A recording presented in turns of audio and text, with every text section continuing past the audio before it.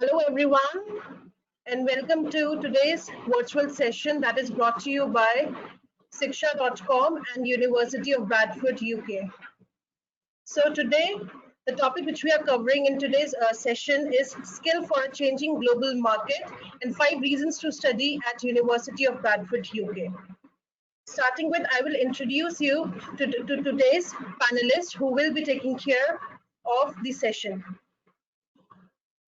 So joining us today is Professor Prashant Virakodi. He is the Deputy Dean for the Faculty of Management, Law and Social Sciences. He is a member of Senate. He's a member of Senate and Professor of Digital Governance in the School of Management. In the School of Management at the University of Bradford. Before moving to the university, he held various senior management roles at the Brunel Business School and was a professor of digital governance at Brunel University, London.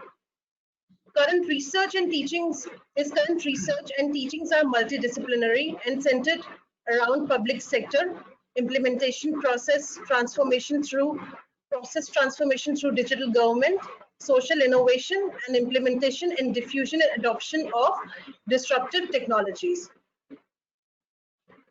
Our second panelist is Professor Shankar Sivaraja. He is the head of School of Management. He is the professor of Technology Management and Circular Economy at School of Management at the University of Bradford. He is the head of Business Analytics, Circular Economy and Supply Management Research Center at the School of Management. He has a significant experience of designing and developing award-winning industrial-related designs programs in fields such as business analytics and artificial intelligence. And he has a successful track record of managing large-scale R&D and consultancy projects for national and international funding bodies. He is also a fellow of the UK Higher Education Academy, a member of British Academy of Management and Association of Information Systems. Our third panelist is Mr. Peter Mitchell. He is the head of social sciences. He's completed his degree at the University of Liverpool and has a wide experience and knowledge in the field of psychology. He has a long-standing involvement with the British Psychology Society as the editor-in-chief to the flagship journal, and ESRC, a branch of UK Research and Innovation, has served as a chief editor to the National PhD Studentship Competition and lately as the chairman of ESRC. Our fourth panelist for today's session is Ms. Jayashree Chaturvedi. She is the regional manager for the University of Bradford for the region South Asia and Indonesia. She has over 13 years plus extensive international specialty in the area of student recruitment, marketing, admissions, consulting, and telecom. She has an education. As an education advisor. She has taken immense pleasure in counseling students and enhancing their knowledge towards study abroad and achieving their career goals. She also holds an MBA degree from the University of Wales, Lamter in the UK. She has a vast background of working with a lot of universities like Manchester Business School, Hull International Business School, and the University of Wales, Lamter, where she headed the admissions and international student team for various regions like UK, South Asia, GCC, Africa, Iran, and Turkey. Now, moving forward with the presentation, I would like Mr. Vishant to take forward the presentation. Thank you very much for the introduction to our colleagues in the faculty, and welcome to you all who is joining the webinar today. I hope you are well and safe. Before I actually start, I would like to give you a little bit of an introduction to the University of Bradford, and my colleagues, Professor Sivaraja and Professor Mitchell, will talk to you about the programs in management and the School of Social Sciences. So, where are we? Where is Bradford? I don't know how many of you are familiar with Bradford, but Bradford is the UNESCO City of Film in the world, the first UNESCO in the world, and it has one of the youngest populations in Europe. about 29% of the population is actually under 20 years of age. So a very young population in Bradford, and it's a beautiful countryside in the north of England, in Yorkshire. So it is also known as the curry capital of the UK, because in Bradford we have a large number of restaurants which are very much Indian, Pakistani, and it's known as the curry capital of the UK. Next slide, please.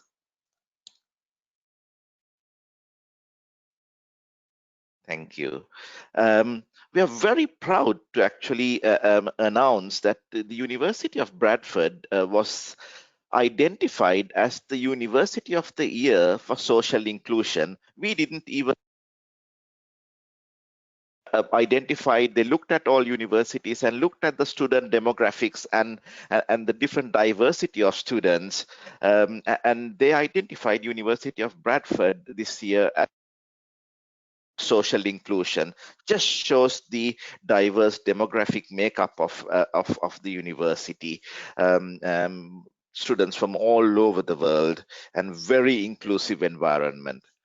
So we're very proud to actually announce this this year. Next slide, please. University. Okay, so we have around 10,000 students. We are not a large university. We are a small university, which is very much regionally focused in the north, around 10,000 students. So, you know, almost all the staff, students know each other, and it's a very homely, secure environment. About 21% of our student population is either from the EU or international. So again, around 75% of our students who are home, and the remaining students are international or EU. We have around 1,600 staff across the university and around 131 nationalities. Just shows the diversity. If you look at the picture there, it was taken from one of our summer festivals, summer sports festivals last year. You can see the diversity there in the picture. 357 academic staff in the university have been awarded fellowship by the Higher Education Academy, so they are qualified lecturers, professors in the university who are being recognized by the Higher Education Academy as qualified in learning and teaching with their fellowship recognition. About 130,000 alumni in 175 countries. So again, a growing population of alumni across the world in 175 countries. Next slide, please. Now, Bradford is one of the most improved cities in 2019. Again, something that we are really proud of. We were identified in Bradford as the most improved city last year. Lots of improvements and infrastructure work going on, and it is in fact actually identified as the city as having the most potential for entrepreneurship. So business startups, it's very vibrant because we've got a young population, and university is at the center of the city of Bradford, and we help students and we help our alumni in starting up business. So it was identified, the university itself was identified as one of the top 10 for entrepreneurship, and city is the rising star of entrepreneurship capacity within the UK. So next slide, please. Some facts, the top 5 reasons why you should consider the University of Bradford as your choice for higher education in the UK. So as I said earlier, we are identified as the #1 university for social inclusion. As a university, 96% of our staff, the research that they do. So when we do teaching, we do research. Our research informs our teaching, and that research, 96% of the research that we do in our university is identified as top international level. We are the School of Management, as most of you will be interested in studying, is one of the elite schools of management in the world, ranked among top 1% to have the triple accreditation. So EQUIS, AMBER, and ACSB. My colleague, Professor Sivaraja, will talk to you about what triple accreditation means. So you can look at the 1% figure, which means that we are, the School of Management is within that bracket of 1% of the schools of management teaching business education that has the triple accreditation. Also, a very important fact for us, 94% of our students, once they graduate, they go on either to do further studies or they go on to be employed. So, that's a very, very high percentage in terms of employability, in terms of studying at Bradford and graduating and moving forward. Thank you. Next slide, please. A little bit of heritage. We got our university status in 1966. The same year we last won the Football World Cup in the UK. Our first Vice Chancellor was the Prime Minister, Harold Wilson. In 1966, he was appointed as the first Vice Chancellor. And we have been very much focused on innovation. Throughout our time as a university, innovation has been at the center of what we do, particularly in the School of Engineering, School of Business, and Social Sciences. We are the first university outside of London to start part-time degrees as well. Next slide, please. Our international footprint runs across 61 countries. We have around 36 exchange programs. So when you come and study at Bradford, you have the opportunity to go and spend a few weeks or a semester in other international universities that we partner with if you want to get an international experience. We have around 21 programs that facilitate this exchange, and we have partners in I think you need to click the mouse just to show the partners. We have partners in Europe, Middle East, East Asia, and of course the Americas and Africa. So potential opportunities to travel abroad when studying in the university and experience some other institutions and other cultures as well. Next slide, please. So a little bit of a structure of the faculty. So students joining us at the university will be studying in the Faculty of Management, Law and Social Sciences, which we are talking about today. In the faculty, we have 3 schools. First, of course, is management, which has 4 different divisions. My colleague, Professor Sivaraja, will talk to you about these. The School of Law, we have a School of Law, of course, the School of Social Sciences. So 3 schools, all located in the main campus in the city of Bradford. We have a very multidisciplinary, multicultural environment and a teaching and research environment, and a very vibrant business engagement strategy and a business community that is always engaging with the university in terms of working together and co-creating some of the knowledge that we create for learning and teaching, starting up businesses, etc. So we are very much, of course, a local university with a very strong international focus. Next slide, please.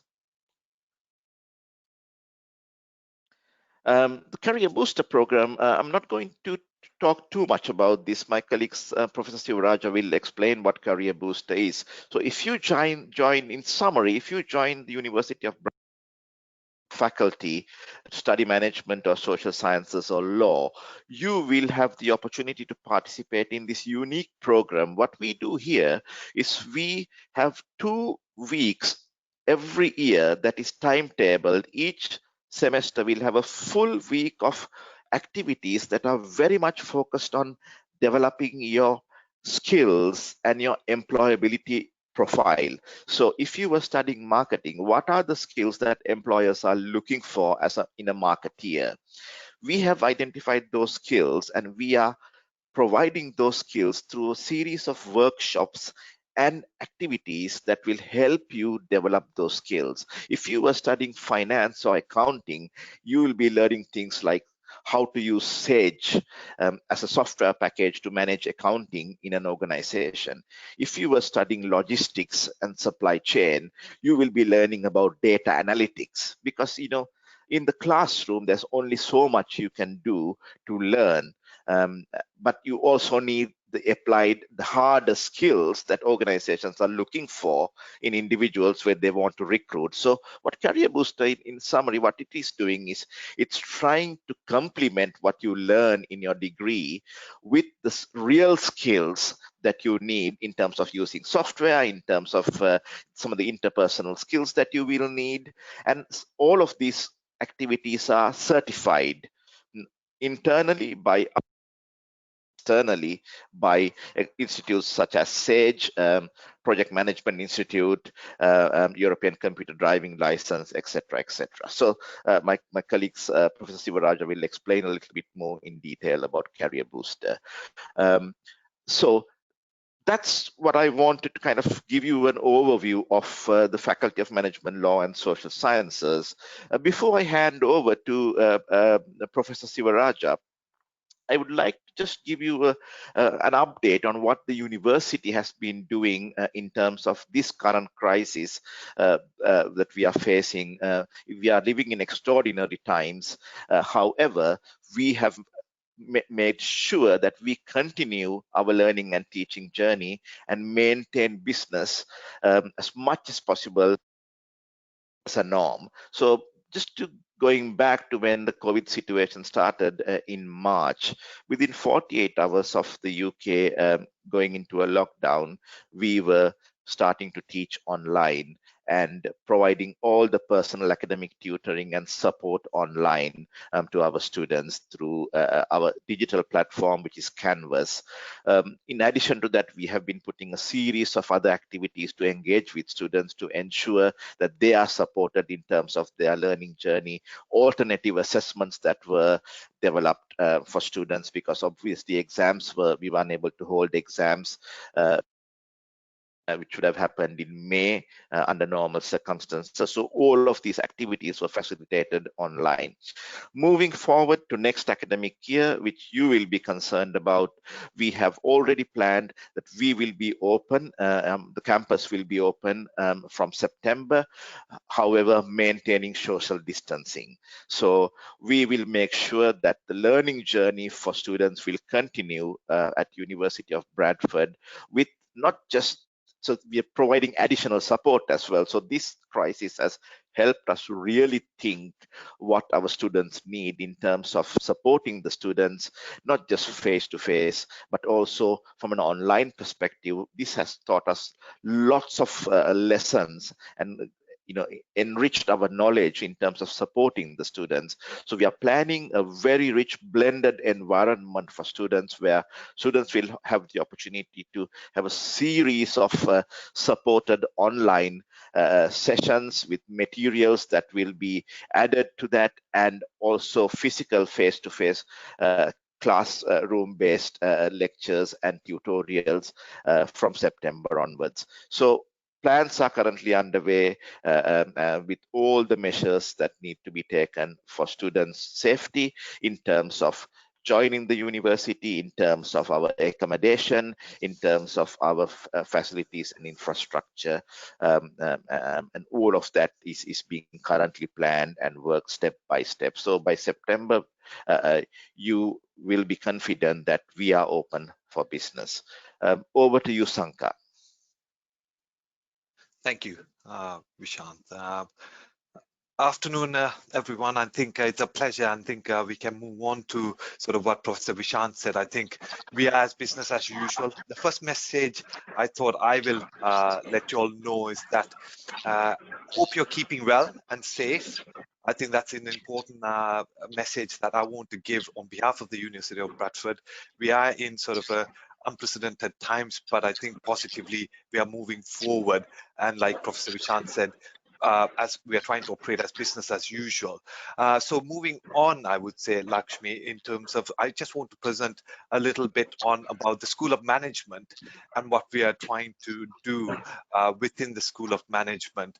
And of course, our responsibility in terms of preparing you for a changing sort of global market in terms of our skills development, and talk you through a little bit about how we prepare our students, our future graduates, in terms of their skills development and learn in terms of their sort of job landscapes that keep evolving and changing as we speak. And not surprisingly, as we all know, we've all turned into a virtual environment these days, and we need to make sure sort of how ours, let's say the graduates, prepare themselves. For as a School of Management, we are, of course, like Professor Vishant mentioned, we are one of the first sort of established, respected business schools.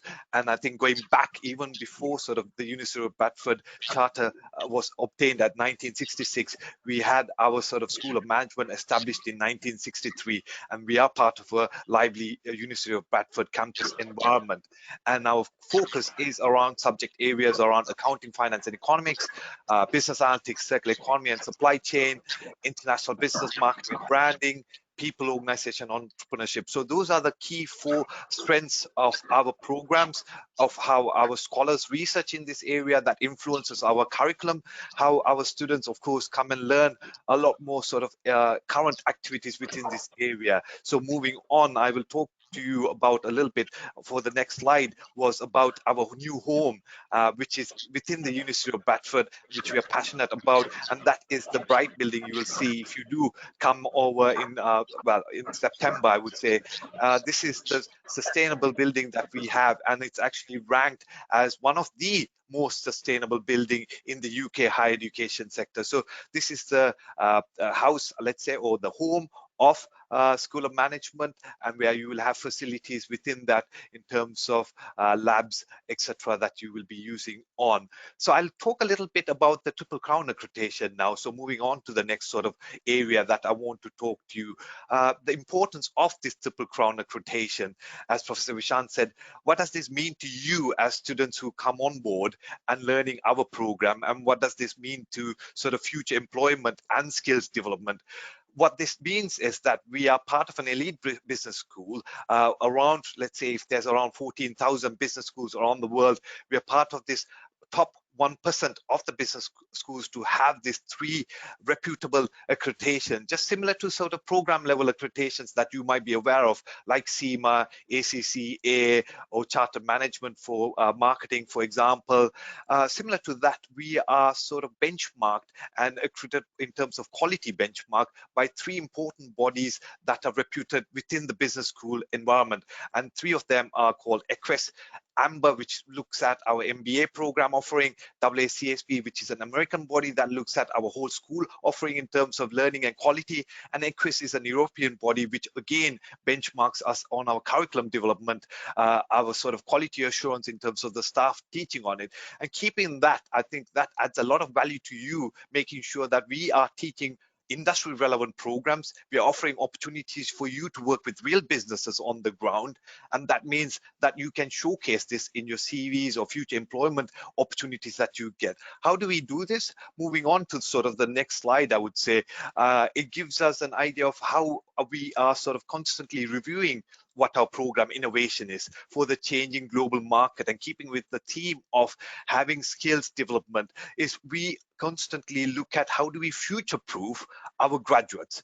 So to constantly look at what sort of labor skills are needed by organizations, large, small businesses, if you're going to start your own businesses, like the World Economic Forum, so just suggests us what are those top 10 emerging skills that would be needed by 2022 or so forth on.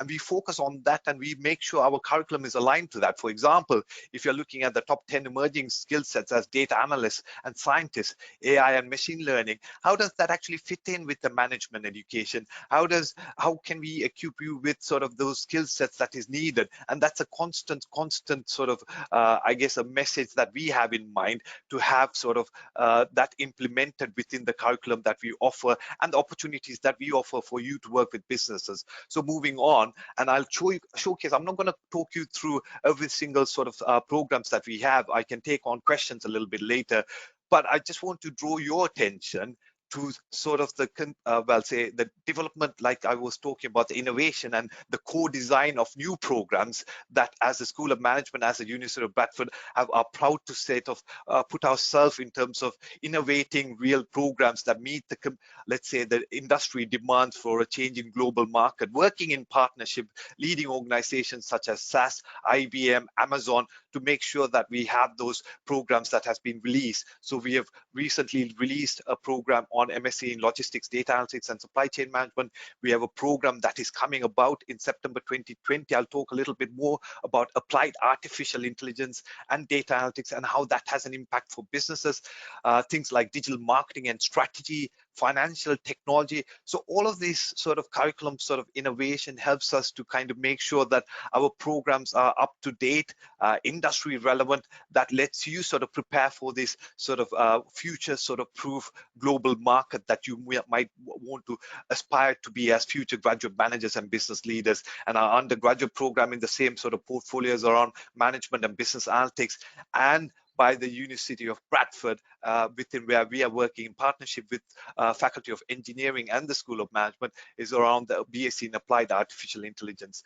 Now, I will just talk a little bit on the next slide about our applied AI course that I was talking to you about. I will not go again in depth with all the other sort of programs, but the reason why I want to showcase this program again is to show how the forefront that we are thinking about maybe in the next 5 years, although it's mainstream as we speak, there's going to be a lot more implications about how you might use technology related tools such as AI, artificial intelligence and data analytics, and how can a management graduate like yourself as future business managers prepare for knowing you might not become a computer scientist expert, and that's not the goal of it, because this is not a computer science degree, but what we prepare you as future business leaders and managers is to understand the fundamental technology and how you might use it for decision making within business grounds. And we offer that with placement opportunities and working with real businesses with Amazon Web Services Academy and SAS, and making sure that you have the skill sets that needs to meet the changing global market. What we do mean by that is on the next slide, I will talk to you a little bit, is that you don't necessarily need to come up with sort of a background with sort of a computer sciences or etc. You can come with a very open sort of management field, or we appreciate people coming from a diverse background where you have a visionary thinking, someone who has a free set of mind that can really think about business applications, someone who's very positive in terms of solving real problems, and that is what this program encourages. And this is actually being well funded in terms of, we developed in partnership with Office for Students, which is a UK higher education body who regulates our sort of higher education institutions. And I think that is a response that we have for the skills shortage in this field. So that's a little bit about applied AI, and I'll just give you a run through on the next slide of those programs that we have, but I'm not going to go in depth. But how do we actually use our facilities that we have in-house to prepare when you use or go about learning these opportunities, like I talked about in the Bright building, you saw our new home. These are purpose-built labs that we have in partnership that offers you access to SaaS, enterprise software, Amazon Web Services portal, Bloomberg trading facilities. All this happens within sort of our purpose-built labs. This is just one example, and we have quite a few of these within our city campus within the University of Bradford. Now, a little bit more on the programs that we offer from a postgraduate on the next slide that we have is that we have our undergraduate programs, and then we also have a range of undergraduate programs. Apart from the innovative sort of technology-related programs, we have our traditional accounting and finance, the fundamentals of business and management, economics, human resource management, international business management, all with both an opportunity for you to do it within 3 years, which doesn't have a placement option where you work with real sort of businesses, or you can choose to do that with a placement option where you can actually work with real businesses and have 1 year placement option, which I can talk to you. If you have any questions, we can ask. In similar terms, in the next slide that we have our postgraduate offerings within the School of Management, and quite a range of specialists. So the things like applied AI and data analytics programs, finance and investment, human resource management, digital strategy marketing, logistics, data analytics and supply chain management. But we also have our generalist management topics around management, finance and accounting management, marketing and management, international business management. Apart from that, we also have our postgraduate research such as DBA, PhD topics, but also our flagship MBA, which I will talk to you a little bit more further on the next slide. So the reason why I want to touch upon on the MBA is that that is one of our flagship programs which is offered online, completely online, and we have been doing that for the last 7 years. That gives you reassurance that we're prepared for teaching online and on campus, and it's financially times ranked where it's value for money. So it's about affordability, both in terms of what we can offer in terms of the education that we provide, accessibility to everyone of you all, but also knowing sort of like that the key points Professor Vishan touched upon about being affordable where you are living as opposed to living in London, where you still have the Yorkshire sort of beautiful region, but having access to those courses. And we offer this online MBA, but also an executive MBA, which is offered part-time within the Bradford campus and the Dubai campus. So that's our program offering. And why we're so different, I guess, on the next slide, which I want to touch upon a little bit, is about our employability. And I think that's quite an important sort of differentiator that we have. And I'll talk you through about the employability focus and on changing sort of how do we develop and upskill you for the changing labor market. I think that's important. And how do we upskill you? I think those are three things that I want to talk to you a little bit.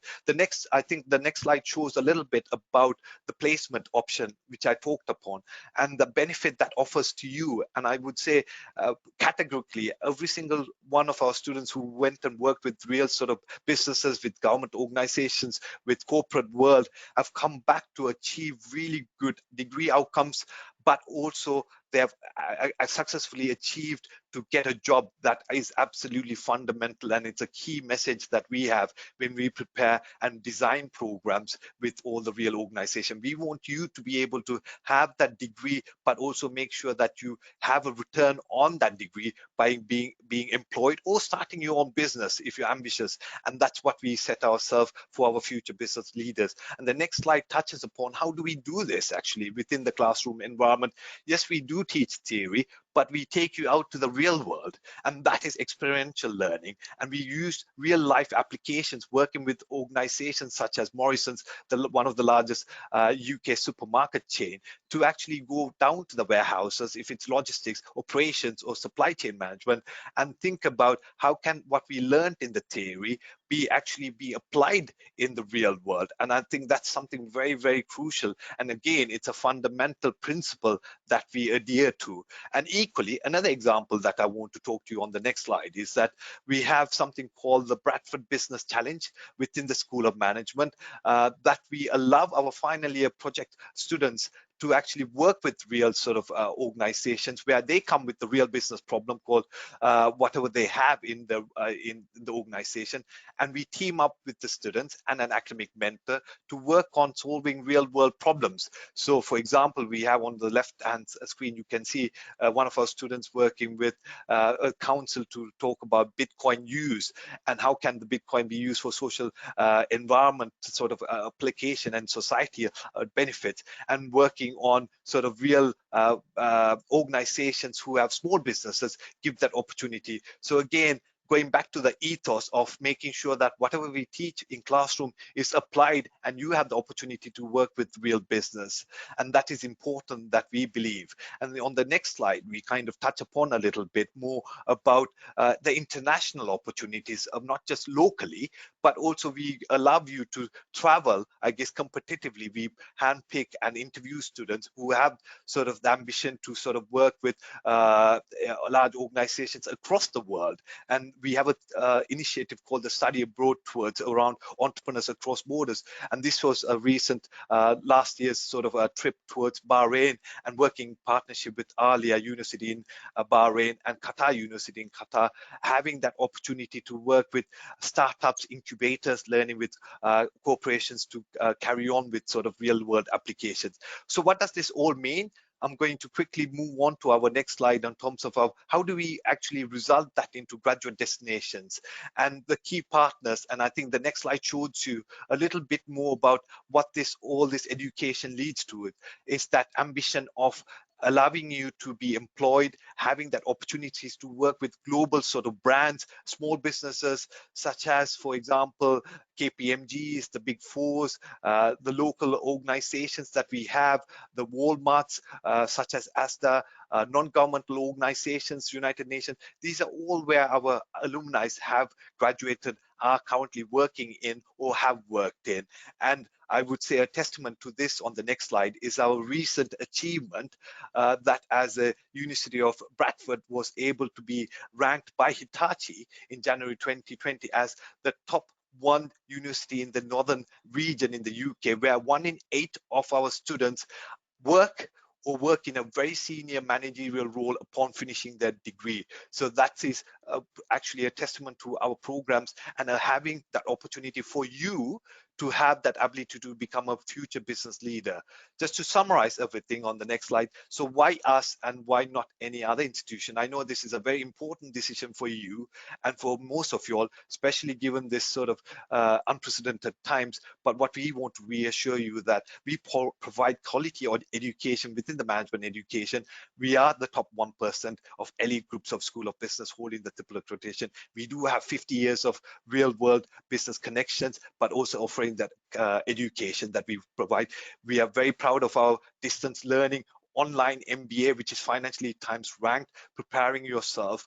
We are one of the most diverse universities who have our principles of social inclusion recognized by the Guardian recently, #1. And we make sure that our students actually go on to being employed as part of their sort of career journey. And those are the top 5 reasons why we believe that you should be part of our student School of Management community and the University of Bradford community.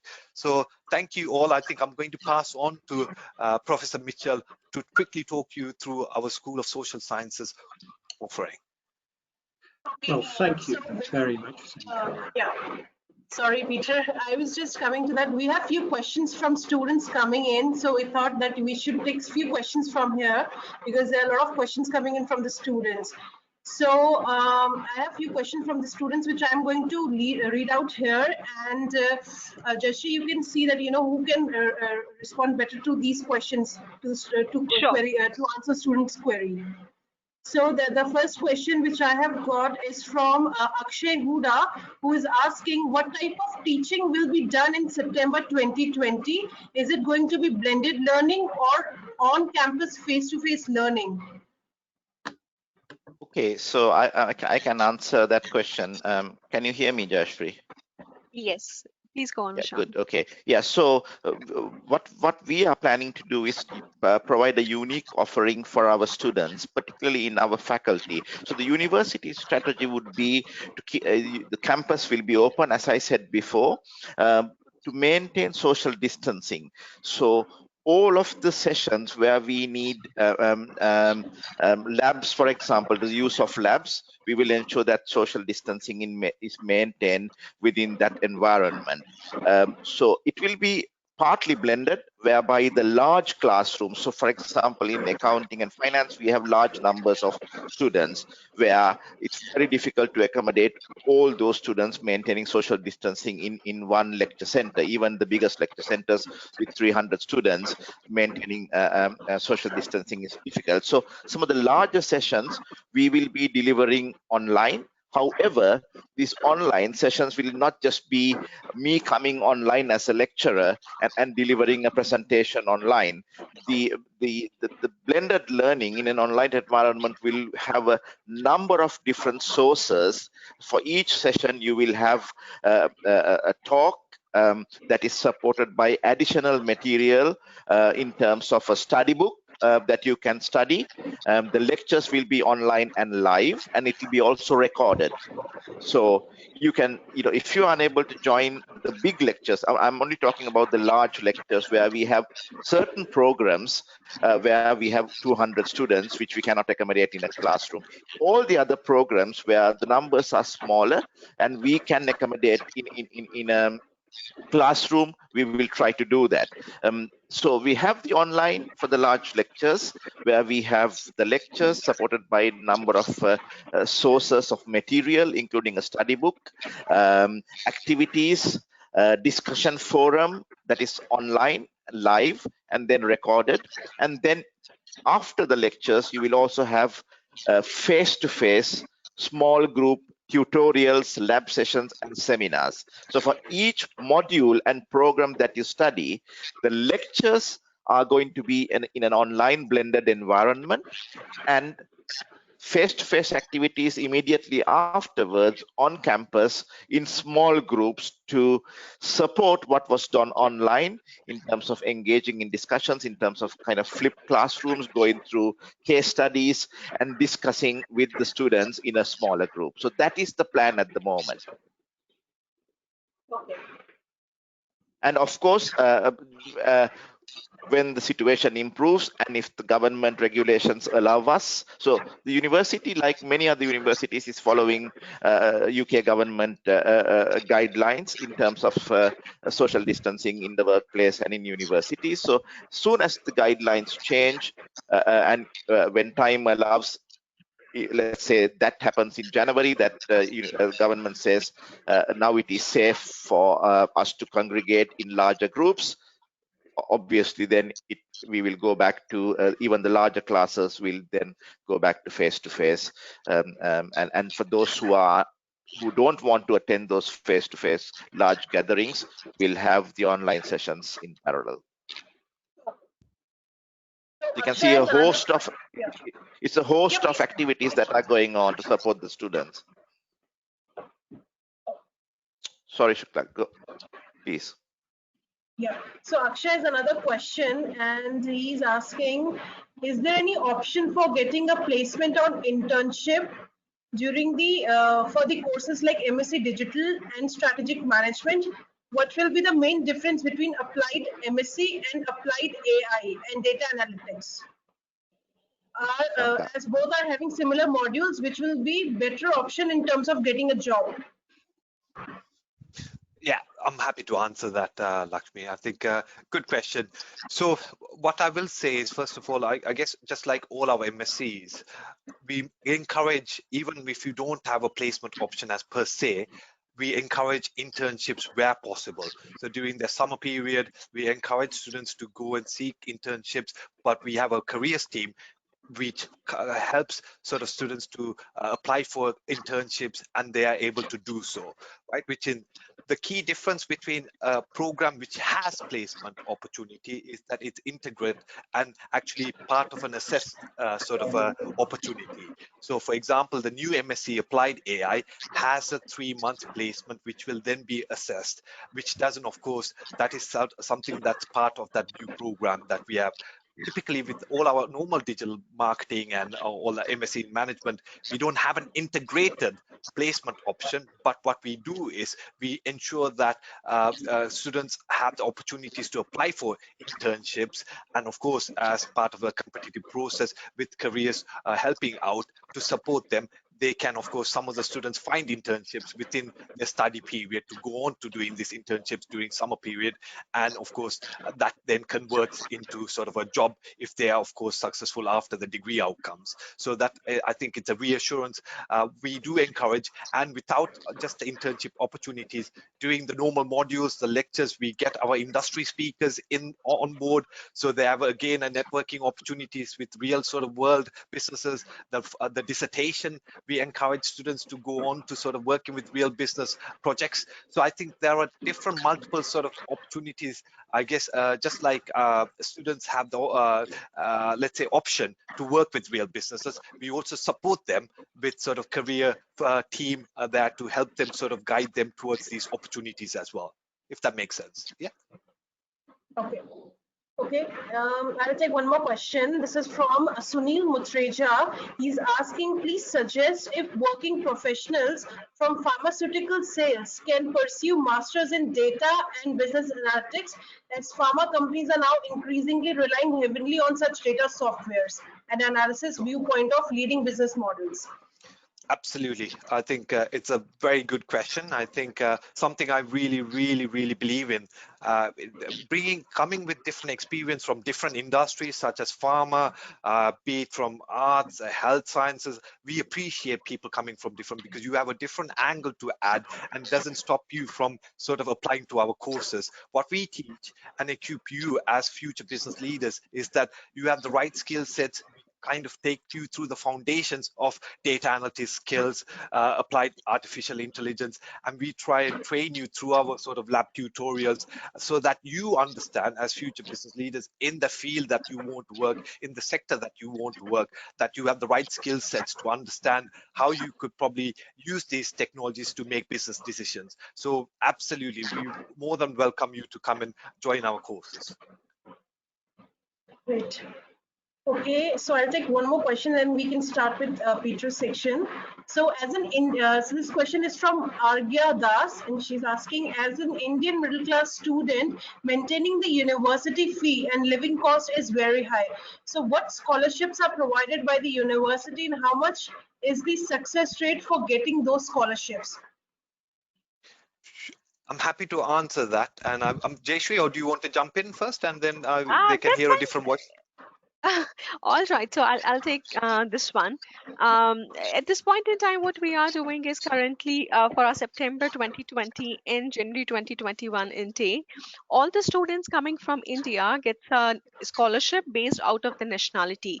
So once you put in your application, every successful candidate gets a scholarship of £3,500 straight away tuition fee waiver, a scholarship for all the courses which are running full time.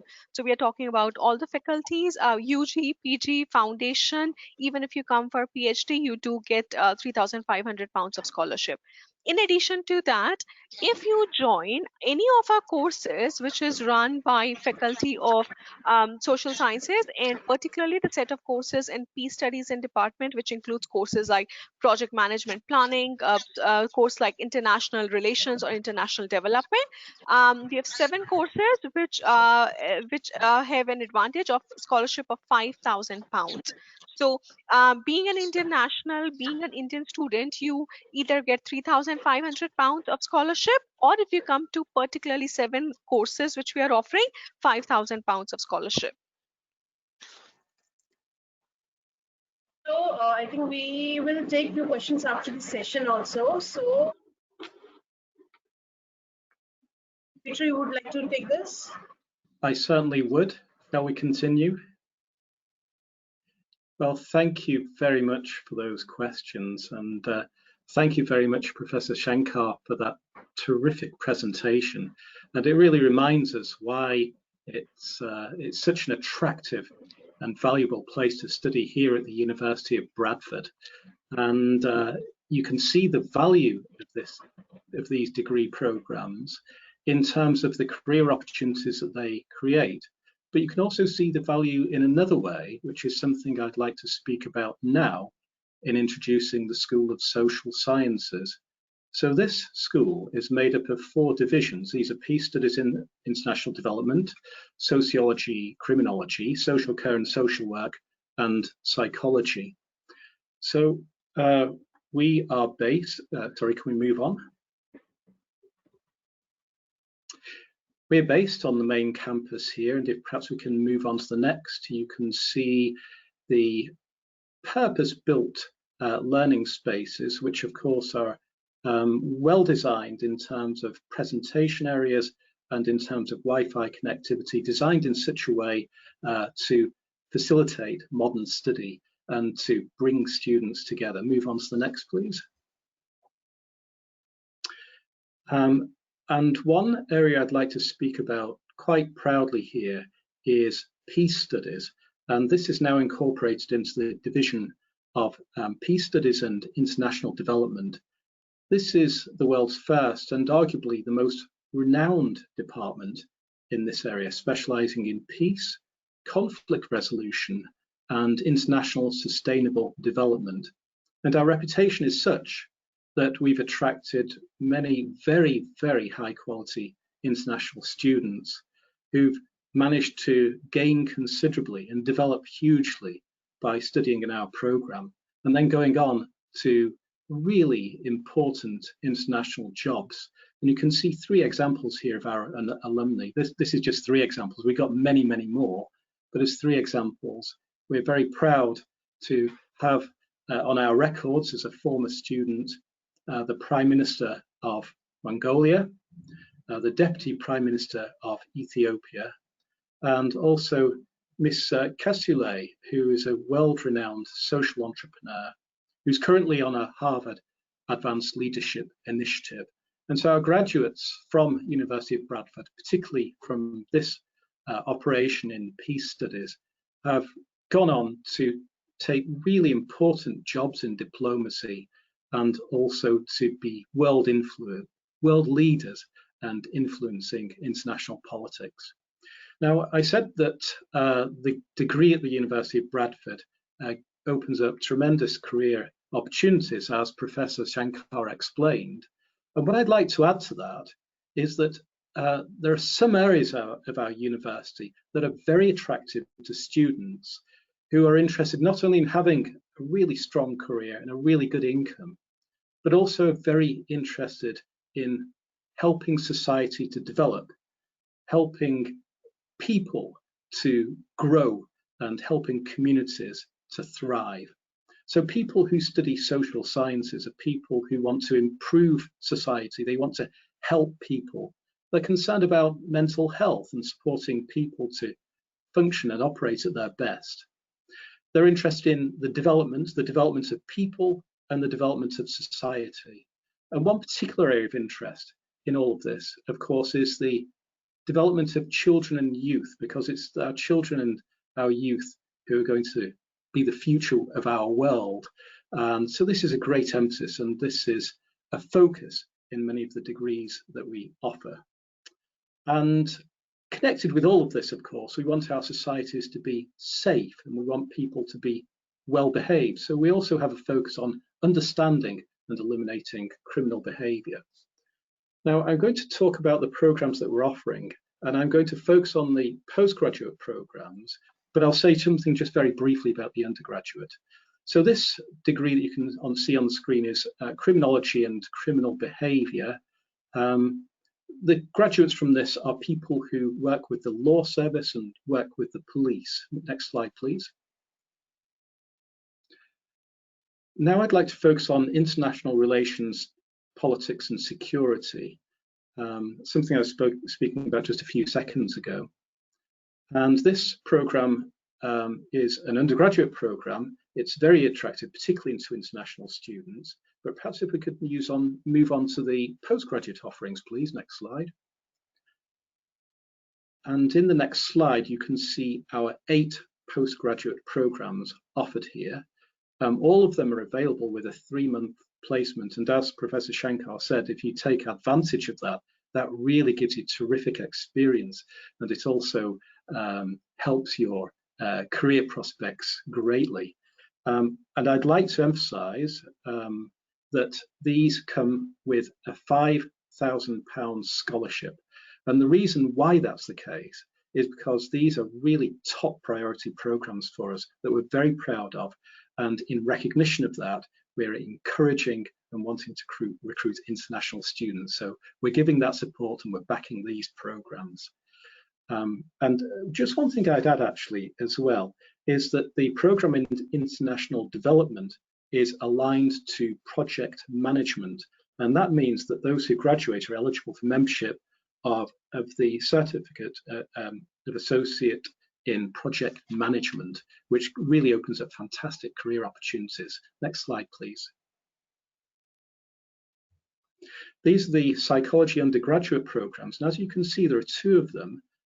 One is a single honours psychology BSc, but the other is psychology with counselling. And this is one of the unusual programs in the UK because most of them do not offer counselling as a specialism. And so this is a program that really opens up career opportunities for people that want to go into counselling.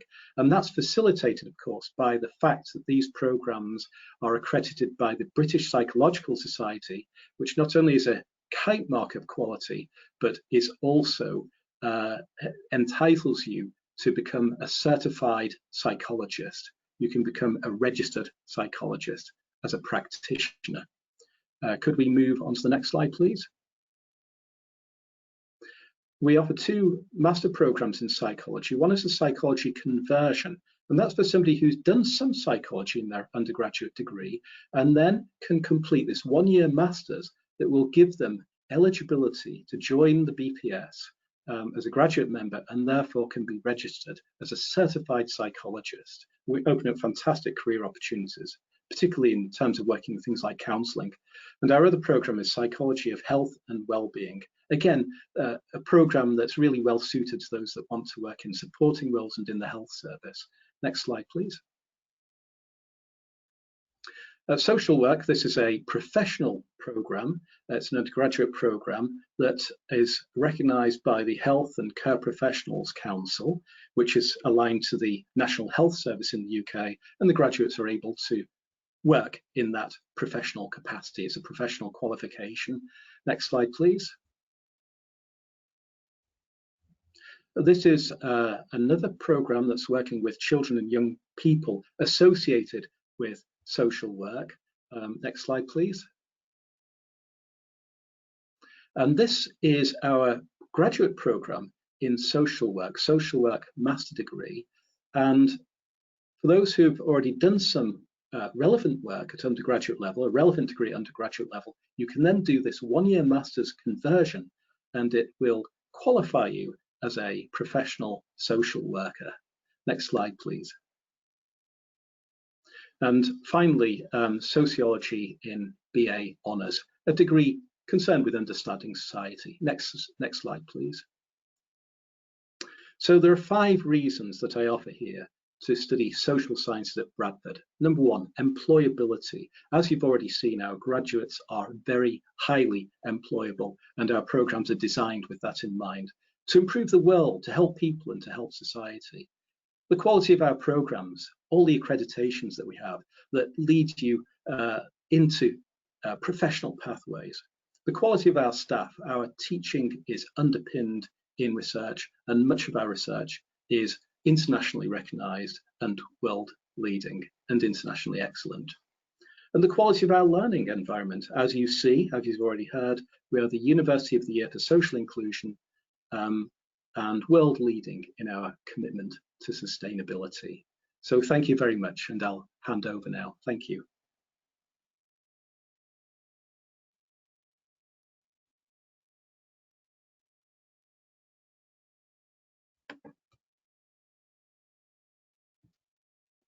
Hello, everyone. I'm just going to touch base a bit on our entry requirements for the Faculty of Management, Law and Social Sciences. If you're looking forward to study at University of Bradford, you can definitely continue with your application. But to start with, it would be wiser for you to quickly have a look at the entry requirements. So we do have courses at 3 levels for the faculty. We are having undergraduate courses, postgraduate courses, and the research courses. However, if you do not meet the entry requirement for direct entry into one of our undergraduate courses, you can also come to our foundation course for 1 year. So for students who are coming from 12th board, it can be CBSE, ICSE, or any of the state boards. We are looking forward for between 70 to 85% of 12th grades, depending on the board you come from.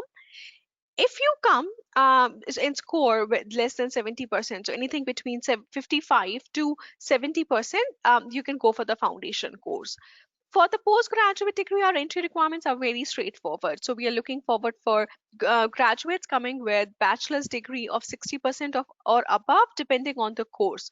So if you come for any of the courses in business management, law, or social sciences, we are looking at 60% grades.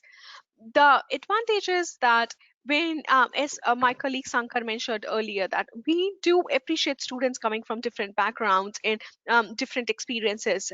Hence, we accept applications or students coming with gap years, with backlogs, with corresponding degrees, elongated bachelor's degree.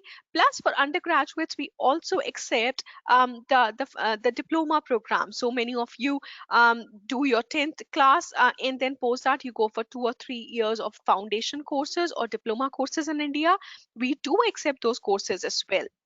So if you're coming for bachelor's degree, we do have option of credit transfers where you can get a entry into the year 2 or year 3 at University of Bradford. To summarize very quickly, we do have students at um, undergraduate, postgraduate, research, as well as for the foundation courses. For undergraduate, we are looking at overall 12th marks with 70% or above.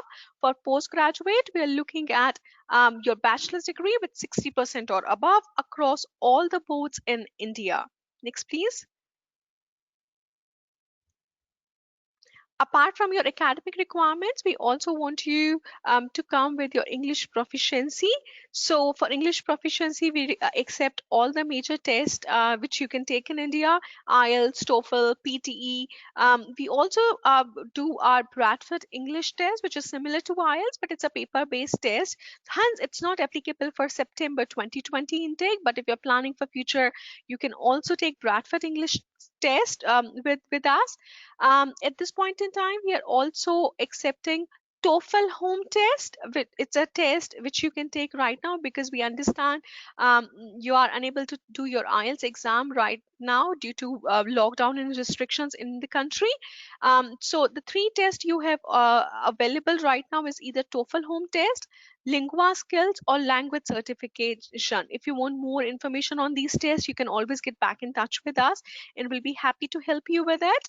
However, if you are planning to stick with IELTS, we recommend you to go with UKVI IELTS, because what we do is we also offer pre-sessional English courses. So say, for example, IELTS requirement for the course you're applying is 6 bands. However, you miss out on your scores in your first attempt in your IELTS exam, you end up with 5.5 or 5 bands overall.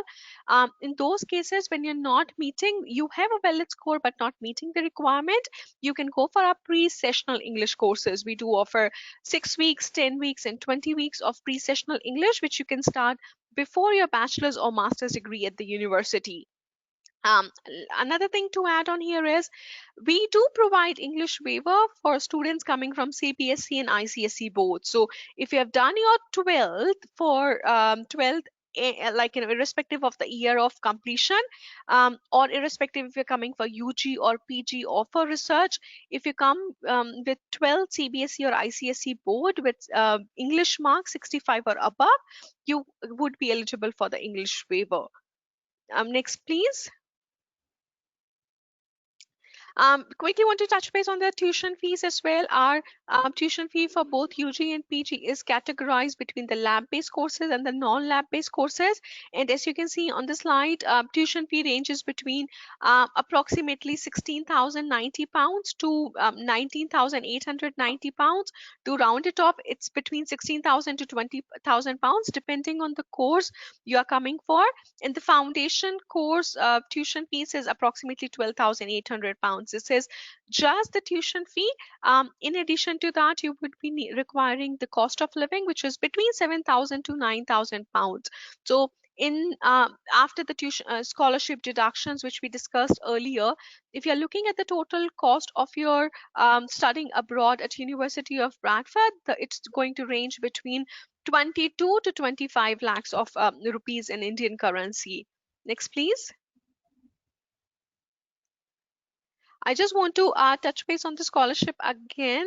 Every Indian student, irrespective of the course, gets a scholarship of £3,500. In addition to that, if you study the 7 list of courses from Peace Study departments, which Professor Peter showed, you can you would be entitled for a £5,000 of scholarship. Plus, if you're looking forward to apply for external scholarship, which is supported by the university, you can just follow our scholarship website, where you would be able to, you will be having an opportunity to explore the various scholarships we support. And if you wish, you can apply for any of those scholarships.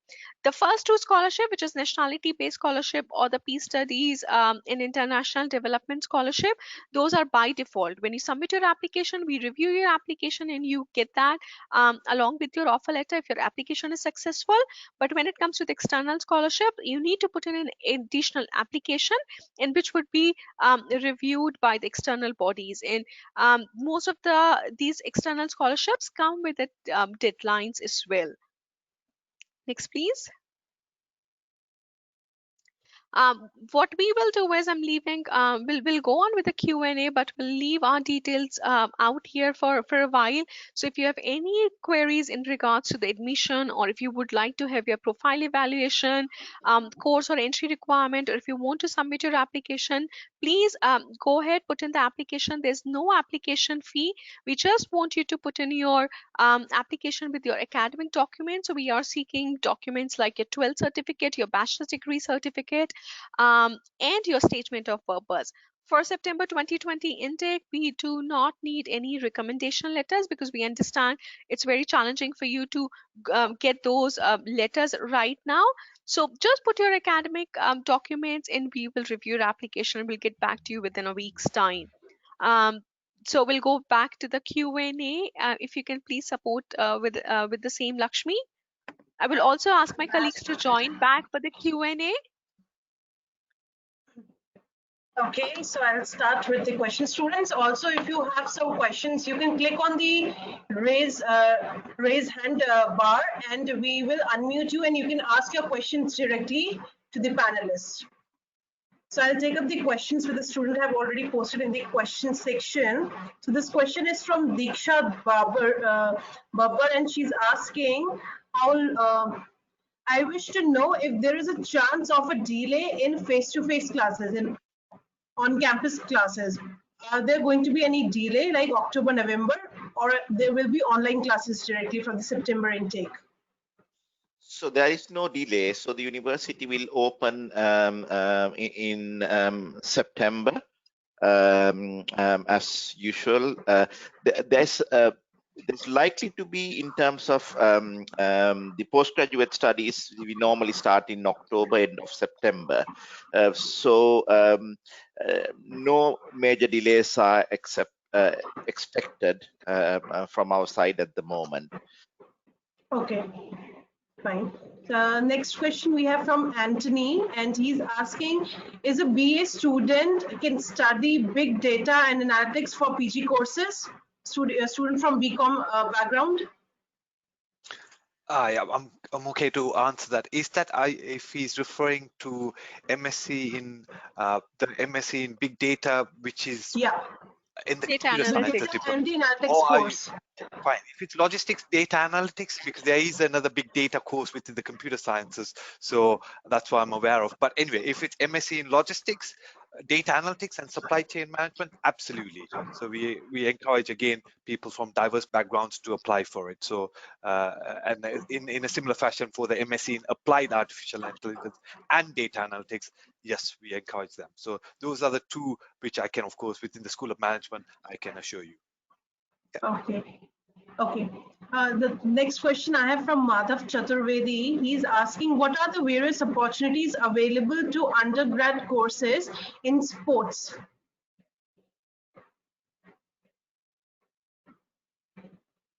So What was the can you question? repeat it?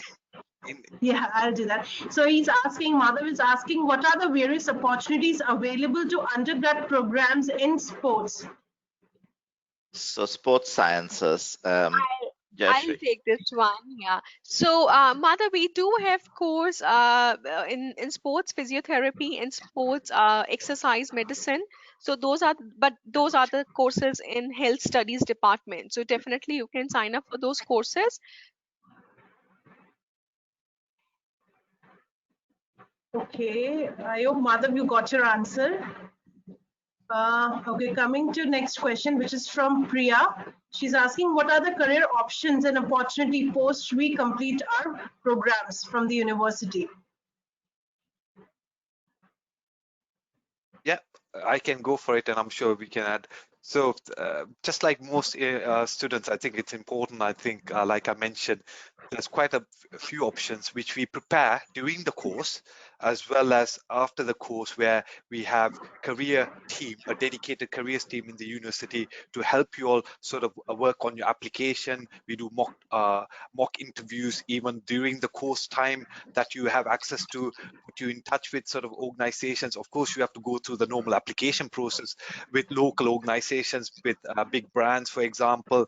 But those are sort of the opportunities that you will work with sort of Yorkshire-based companies, but also multinational companies, where you can reach out to the other parts of the UK. In London, for example, there's a lot more opportunities that come about. So once our degree prepares you sort of to apply for any sort of jobs that fits your field, of course, and your interest. And we have of course, our academics who kind of guide you and mentor you. But apart from that, we also have careers team who specially focus on with your dedicated applications and interview skills and etc. to, of course, prepare you to sort of those jobs that you want to apply for in the different fields, if that makes sense. And of course, there are programs which have placements, which will also further enhance you to sort of get those jobs and build those relationships with real world businesses. Okay. I would Okay, like to add to that as well. So, when my colleague spoke about Career Booster program, it provides you not only the opportunity to get a degree from the university, but we also help you in getting the professional certifications done along with the course. So, say, for example, if you are studying finance course, then you get an opportunity to pursue ACCA. Similarly, if you're studying marketing, then you have an opportunity to get your CIM certification done or project management certification done. In addition to that, when you study at the university, you also have an opportunity to learn one international language. So you enhance your linguistic capabilities. And that is how we are differentiating our degrees. When you study at Bradford, you're not only studying a bachelor's or master's degree, we help you in getting your degree, professional certification, enhancing your linguistic capabilities. And on top of that, we are a public university. So our students are legally allowed to work part-time during the course, which Yeah, is on or off campus. So correct. our career services team, it helps you in even getting the part-time jobs in your field. So on an average, if you are a student coming with at least a year or 2 years of experience from India, you can work 6 to 7 months of your course duration into part-time jobs. So you also get that UK experience even before you graduate. So it's going to be a cumulative package. It's just not a degree which prepares you for the next level in your career. Can I just add to that? I think it's an important point which Jayshree raised, actually, because we fundamentally, I guess, as a faculty within the School of Management, Social Sciences, the Career Booster program really adds value, because as part of your transcript, if you do the 25 hours of those workshops that we sort of put together in terms of, I guess, data analytics or finance, or project management, those are actually, once you finish your 25 hours of having these dedicated workshops, that actually appears on your transcript. And that is what will help you sort of get yourself apart from a normal degree. And these days, everyone has an ambition to get a degree from a reputable institution, to add value to that. And the differentiator is that career booster, where it actually appears with those transcript achievements that you've been able to showcase for your future employers, if that makes sense. Yeah. Moving to the next question. This question is from Prasanna Shiva, and is asking, what are the opportunities in the MBA for BCom background students? Sure. Is that a question about entry? I guess if you are coming again with a degree in BCom or with different discipline, again, like I would emphasize, any students who are looking for, even mature students or even recent students, is to we appreciate people who come from different background to really add value for MBA. Someone who comes with a BSc in, let's say, business and management, it's fine. They can still join the MBA, but the people who really sort of feel that the career enhances, their knowledge enhances, is those people who come with different sort of diverse background knowledge with degree, specialization, or work industries that actually helps them sort of get a better understanding of how an MBA adds value. So I would, again, the key message there is we welcome people with different backgrounds, different industry experience, different sort of sector experience. That really helps you. And the nature of the MBA is to give you a fundamental knowledge on business and administration. Okay. So we have another question from Diksha. She's asking, are there any career centers or services provided by the university for students if they want to apply for jobs or employability? Yes, as we mentioned quite a few times by now, we have a dedicated career services team for our international students, and they start working with students from the very first week onwards for postgraduate students, and for undergraduate, we start gradually working from the second semester onwards. And career services team hosts sessions on one-on-one basis, career workshops throughout the course, and again, as I mentioned earlier, that they do not only help students in getting the jobs after the graduation, unlike in India, but we help them even getting the part-time opportunities, internships, and projects during the course as well. Absolutely. And yeah, there's career fairs that the university organizes, dedicated sort of opportunities that is targeted within each subject group. So there's quite a few opportunities and support available for all students, be it in postgraduate or undergraduate programs that they follow. Yeah. So next question we have from Vanessa. She's asking, would it be possible to be shortlisted in the university with low GPA, but with good corporate experience and good performance on applications? Do you want to take that, Sankar? Depends. It really depends. I think, yes, we value industry experience. It really depends on sort of what industry experience that you come with relevant to the program. So I think that's fundamentally important. So if there is, of course, a case where a GPA score is low, that might, if you do put in an application, we will of course look at what sort of industry experience that you come with, and you might have an interview, for example, or a discussion with the program leader or the course director, as we call it, because they are the subject specialists and experts in that field. And we would of course look at a case-by-case basis as well, if of course you have all the other requirements that meets the subject level need for following that program as well. So it's important that we understand what your aspirations are, what sort of background and expertise that you come with, but also having the knowledge that will help you sort of enhance through the program that we have to offer. So we won't just probably give you a say, yeah, just come on board. I think that's the wrong advice we could give you. I think we are very careful in terms of looking at a case by case if the need arises, and we appreciate the value that industry experience brings on board as well. Peter, is this the same for the Faculty of Social Sciences as well? I'm sorry, Jayshree, but my connection was lost temporarily. Could you repeat the question, please? Yeah.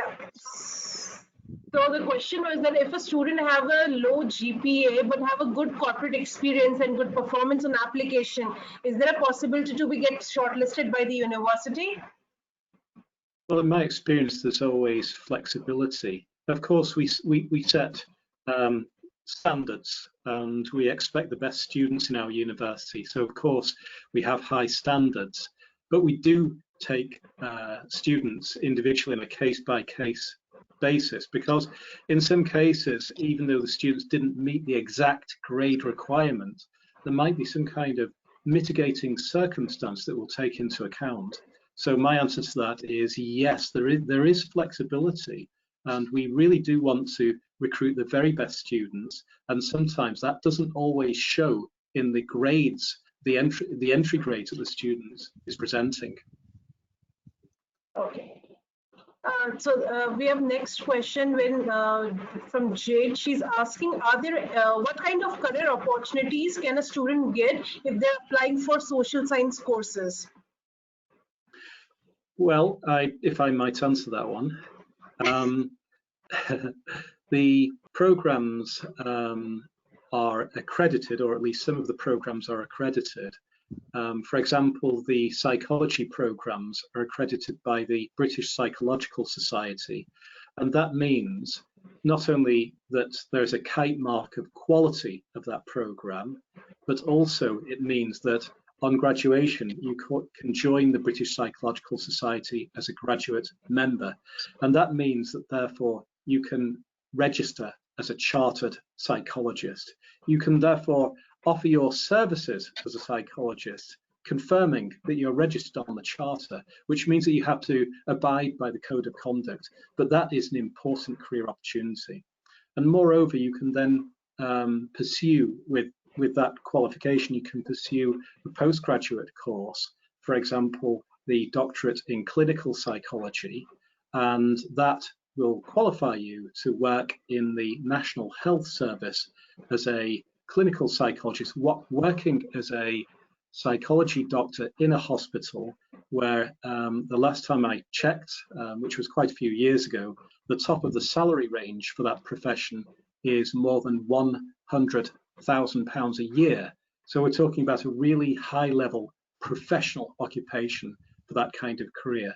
But if we look at occupations like social work, again, that the graduates of that program are qualified to work as professionals. And the other thing I'd add about these careers is that certainly in the UK, there is great demand. So anybody who is qualified gets a job. I'm not aware of anybody who qualified and didn't get a job, because these occupations are in great demand.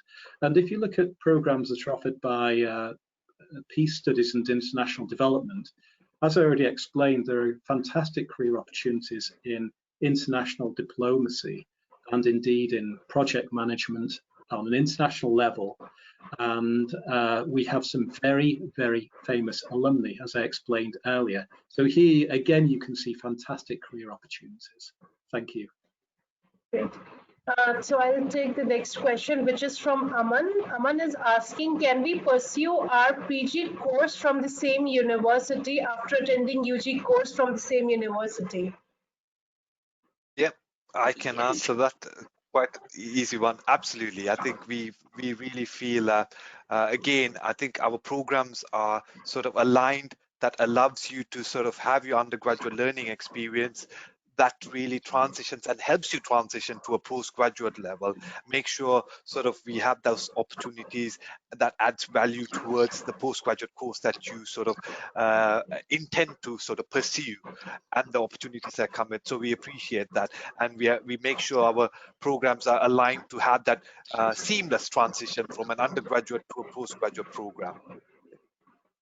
And I'll add to it, if students Yes. graduate their first degree and move on to the second degree at university, they also do get the alumni discount of 15 to 25%. So that's an added advantage because it helps your pocket as well. Okay. Okay, next question I have from Anthony. He's asking, will there be any changes in the price if a student has a sports certificate? I'll take this one up. Unfortunately, no. So the scholarships are, as we have discussed earlier, on the basis of the nationality, and external scholarships are there, but we do not have any sports, scholarship as of now at the university. Okay, so we'll take some questions from students when they have raised hand and they want to speak to the panelists. I'm going to unmute you, Kalpana. Kalpana, you can ask your question directly to the panelists.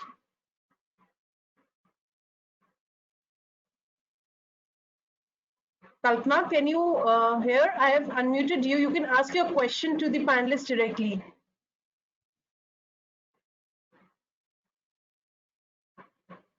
Yeah, sorry, I unmuted myself too. Is this audible? Yeah, Yes. you can ask your question. Okay, I have a work ex of 10 years, so I'm looking for doing my post-graduation. I have already a post-graduation in master's in personal management and all, and I'm doing for psychology. So is that possible? Do you encourage with experienced people coming in? Absolutely. So what are I you would thinking of suggest, studying? I think psychology also. Psychology, Peter. May I ask Yes, how it's you would psychology. like to pursue your psychology? Do you have an idea of what kind of future you're looking for, what kind of career you're looking for in psychology? I Yes, think I'm what I looking. would recommend. Sorry, go ahead.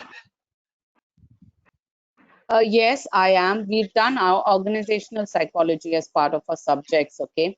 I'm a master's in personal management and industrial relations. I have work experience in that area. So I'm looking at this. So is that possible to move into a psychology sort of a thing? I intend to become a clinical psychologist. I see. So your aim is to become a clinical psychologist. So if you wanted to go through the UK system, then in order to do that, in order to progress onto training to become a clinical psychologist, you need to have completed an accredited program in psychology, accredited by the British Psychological Society. So you already have an undergraduate degree, as I understand it, and you've done some psychology Yes. in that. But the program that you've done, I'm guessing, is not accredited by the British Psychological Society because of the context in which you've done Oh, this. yeah, it is not.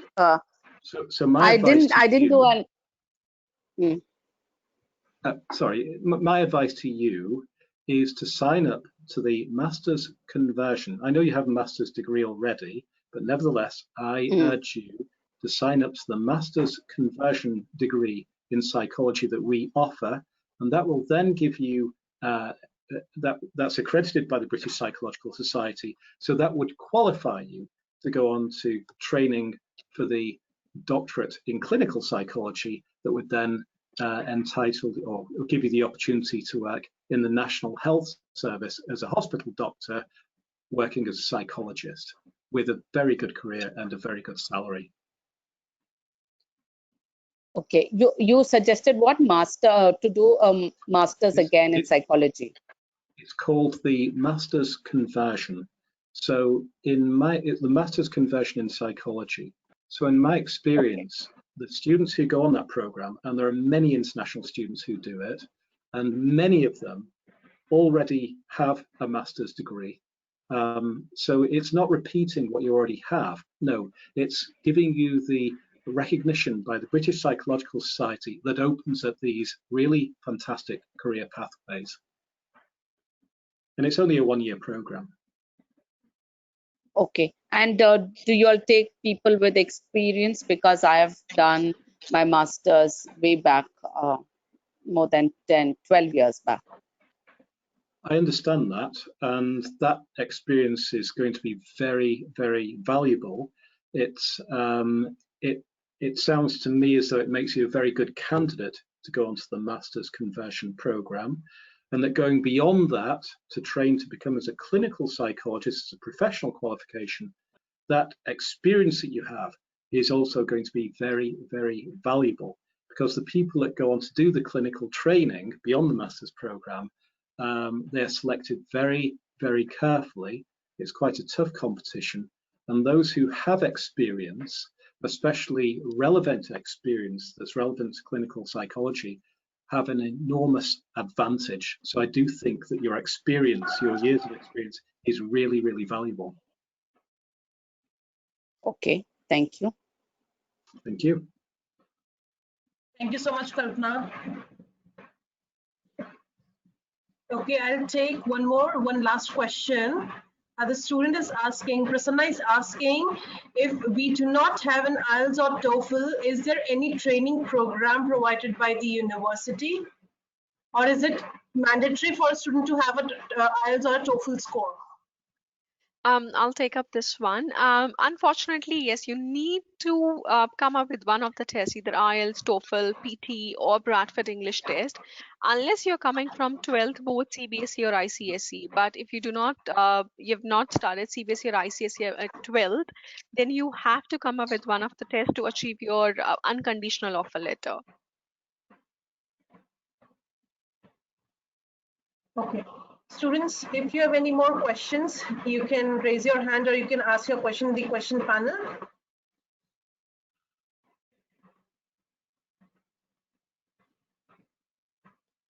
Anything you would like to suggest or you would like to share with the students? I think, if there are questions, students feel free to contact any of us here, Jashri, myself, Sanka, or Peter. You might have questions regarding particular courses. We said that campus will be open in September, so I guess I hope the situation in India will also improve, and students, the travel restrictions will be lifted, etc. So, but we are planning to be open, and we are planning to offer our learning and teaching experience to students. So, any questions regarding courses, please feel free to contact any of the heads of school, and just want to wish you all good luck, and be positive. And let's hope that we will see some of you in campus, on campus in September or October. Great. Students, if you have any more questions, please post your questions, or you can raise hand. We'll take up the questions. Okay, I've just received one more question. Student is asking, Priya is asking, is there any criteria for getting scholarships for Indian students specifically? No, Priya, as I mentioned earlier, it's just you have to put in your applications. Once we receive your application, we assess your profile for the scholarship. But if you are joining us in September 2020 or January 2021, on the basis of your nationality being an Indian national, you get a nationality scholarship of £3,500 automatically. Okay. I think we are done with the questions Q&A now. We're not receiving any more questions. Thank you so much, everyone. Thank you so much, panelists, for taking Thank you very much. the time. And we are almost 30 minutes above the time now. Thank you. very Thanks much for to hosting the everybody. Thank session. you, everybody.